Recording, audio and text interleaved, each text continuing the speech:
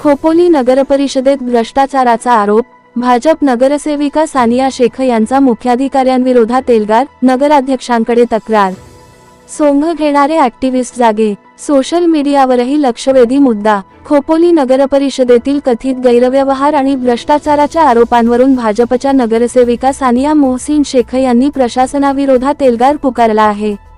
मुख्याधिकारी पंकज पाटील यांच्यावर गंभीर आरोप करत त्यांनी नगराध्यक्षांकडे लेखी निवेदन सादर केले असून आगामी सर्वसाधारण सभा ऑनलाईन लाईव्ह करण्याची मागणी केली आहे.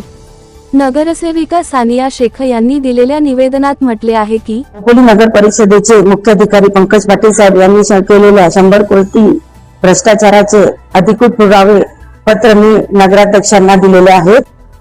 खोपोलीचे मुख्याधिकारी पंकज पाटील यांनी खोपोलीकरांचे आमदार साहेब, खासदार साहेब, सर्व नगरसेवकांची दिशाभूल करून एका क वर्गातील अधिकाराचा नियमबाह्य करारनामे, कार्यादेश अशा महत्वाच्या कागदपत्रांवर सह्या घेतल्या आहेत. हे नियमबाह्य आहे. यामध्ये सर्व कॉन्ट्रॅक्ट रद्द होऊन वसुली लागू शकते. अख्ख्या महाराष्ट्रामध्ये एक खोपोली नगरपालिका असेल जेथे 2 वर्षापासून असा कारभार सुरू आहे. आज मी नगराध्यक्ष साहेबांना लेखी पत्र दिलेले आहे. तसेच कायद्यात तरतूद काय आहे हे नगराध्यक्षांनी वरिष्ठांकडे लेखी अर्ज करून माहिती मागवावी.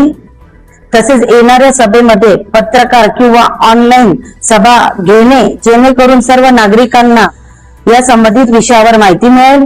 पंकज पाटील यांनी स्वतःच्या बचावासाठी हा कटकार स्थान रचला आहे. धन्यवाद.